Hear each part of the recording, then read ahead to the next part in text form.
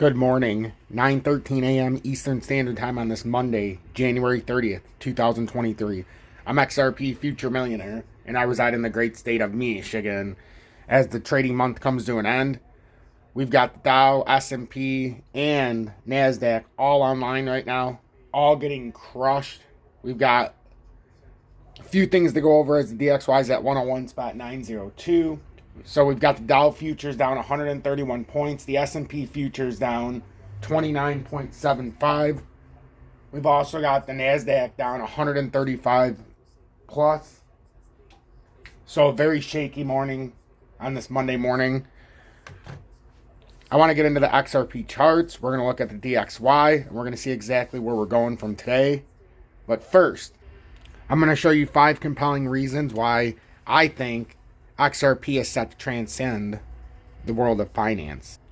So basically, I'm going to show you 5 reasons why XRP is poised to transcend money as we see it. So the 5 reasons, or the 5 ways XRP will transcend money.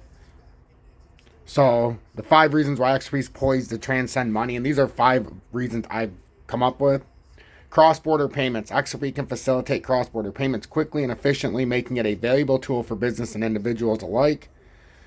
2. Decentralized. XRP operates on a decentralized platform, making it less susceptible to government intervention and manipulation, as well as ensuring the transactions are secure and transparent. But what it cannot do is stop an SEC lawsuit, vigorous and a unwarranted one at that. 3. Scalability. XRP has the potential to process thousands of transactions per second, making it one of the most scalable cryptocurrencies available. 4. Liquidity. XRP has the ability to act as a bridge currency, allowing for the quick and efficient exchange of different currencies, improving the liquidity of the global financial system, which is why I still think it's going to be a stable coin with the liquidity. It's going to basically be the basket for all of crypto, is what I always say. So if you have Matic, you would have to send your Matic to XRP and then sell out the XRP into your native currency. And then you could get it through XRP, and that would be like your basket of crypto. Adoption, and it would be the liquidity with the ODL corridor. Adoption, XRP is already being used by a growing number of financial institutions, and its use is expected to continue to increase, further strengthening its position as a leader in the digital currency space. With the increasing adoption of cryptocurrencies, XRP is well positioned to transcend money and become a major player in the future of finance. So those things are all very interesting to me, all very important as well. We've got the DXY at 101.908. So still in this descending triangle. I still feel like this could be an inverted head and shoulders carrying itself. Like this is the left shoulder, come down to the head. And if it pulls back up and uses the right shoulder down here, I still think it could bounce down here and ultimately bounce out. I don't think they're just ready to let the US dollar die. I've got 2 levels here that are not marks on the paper, but 101 spot, approximately this 101 spot 1, we'll say 101 spot 20, and then the 100 spot 35. We want to stay above those at all costs. I mean, it's just we really want to stay above those at all costs. Let's realign this. I don't know. I must have hit that at some point. But I want to make it accurate because can't have it cut down the way it was. Whoops. Okay, so something like that is where we're at. But we've got to get back above here. And we've got to break back above this 103.91. First section to break out of would likely be this 102.82. So we've still got a little bit of work to do. Gold and silver is going to find itself maybe a little under pressure, but pretty stable today. The US dollar hasn't moved much. We've got the total crypto market cap to start the week. We had a spike, and now we're hanging on to that 1 trillion. And right now it's just a common retest of this very, very long trend line that goes back a couple of years. And we need to stay above that 993 billion. Because if you break that, then you're going to start coming back down and turn that head down. And it'll end up being kind of like a right shoulder scenario at 940. And then ultimately you lose 892 and you end up running back in a direction you really, really, really don't want to.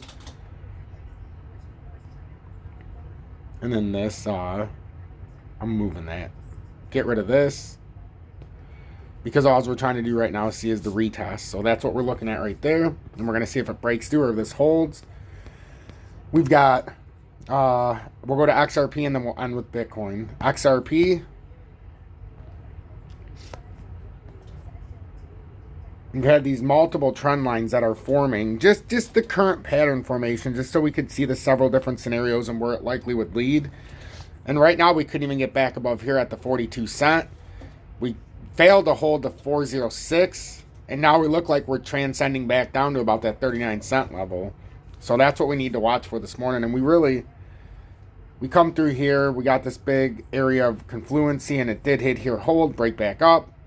The only way to really break this, though, is to get up above here and hold the 414 level. That's what it ends up being.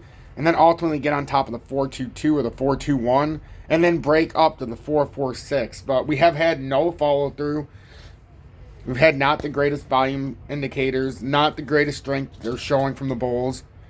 And we're very close to having this pull around and having this come down in here.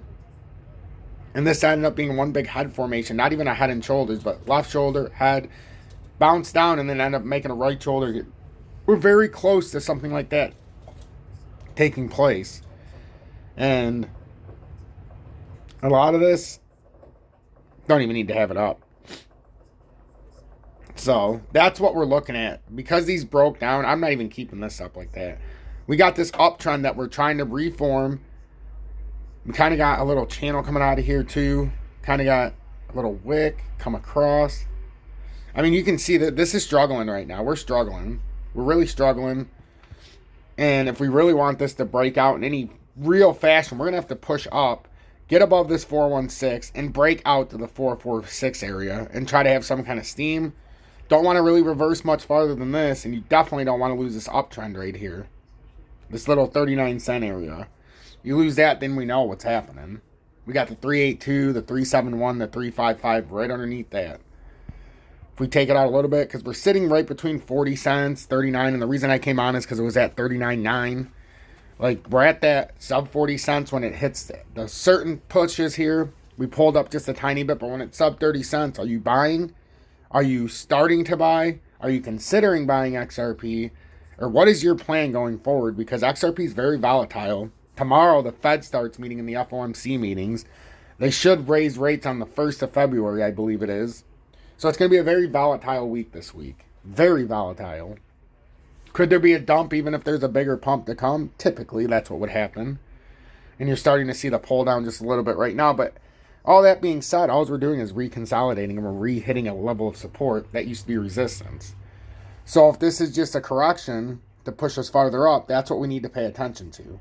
So we've seen the XRP chart. I broke it down to the best of my ability so you can see the short term. And then let's just, for the hell of it, just in case you're not a day trader and you're just looking for grand scheme, the long end of the pattern, we broke this uptrend that started down here on January 6th. And just to keep this from getting all confusing, I'm getting rid of all of this. And yes, I do like a lot of this because they can be used as overextensions, and that's why I won't get rid of this side, because it happens quite often. But we are within a wider pattern that comes all the way down here to 18.6 and all the way up to the top at 46.3 and then beyond. But this is the current formation that we would have to break out to move up and out officially, 467. This is the much wider pattern formation that goes way back. And these are the all-time patterns. So there's no up. We only go back this far. Up. It's only a 6-week pattern. Up. It's only a 2-year pattern. Up. It's only a 5-year pattern. These end up playing as the all-time patterns. In this, I always say 14, but this actually comes back to 13. All you have to do is extend it back. I just don't do that because there's no point. We all can see where it starts. So you've got this uptrending support that starts in April of 2017. The initial support that starts in 2013. Another uptrend that started and is yet to be broken 2020. Which I keep moving around, but that's what you really need to pay attention to, and they all play into each other. We added this so everybody could see the current formation. Has nothing to do with the macro perspective. That's just more of a micro within a macro. And then we slipped that uptrend in, so we knew if we broke that, we would likely be coming back down to this. In time, the 355 level. As you know, on the micro chart, we've got a lot more, but in the macro, there's not as much that we can come around to and get hit by. This mid support tier down here at 337, 336 area, 335. I'd say the 336 is the bottom of this newly formed bear flag that started on November of 2022, November 4th approximately. So that's how we get these different setups. So we have the micro and macro, and in the macro, if we did things right, I have a very explosive move in 3 separate spots. It's just, where do we hit? If we actually waited until we got way out into here, that's like 2026, 2020. That's where we could make some real substantial noise. But there's other ways to bounce out as well. So just got to keep paying attention. And, you know, what I like to think, and what you should think also about yourself, is if somebody doesn't like you, they don't know you. If somebody doesn't like me, they haven't got to know me. That's what I believe. Because if you got to know me, you would understand my intentions are pure. What I believe and I'm showing, I believe to be true. And that's all that matters. You want to watch somebody who believes they're telling the truth. And they're giving you the information out as such. You don't want somebody who knows they're lying. Like, what I believe I'm telling you is the truth. What I believe, what I'm saying, it's what I believe in my heart of hearts. So I'm doing my best to transcend the way you look at things. So Bitcoin, downtrending support line. This is the trend line from 2020. We've got other trend lines that go back 15 fucking years. I understand that. But right now, in the here and now, the most important trend line is from 2020. Because you can't go to the all-time patterns until you break some short-term moves. And right now, that's what we're trying to do. We even had this uptrending support that we created just so we could get a baseline here of what the hell is going on in the immediate short term. And we know what's going on in the immediate short term. And we broke this. And we got rejected by it up here at about 24K. And now, until we break back on top of that, we're going to be pretty bearish in this pattern. There's nothing we can do about that. And this can ride all the way back up here to 25.7 approximately, depending on where you get up here.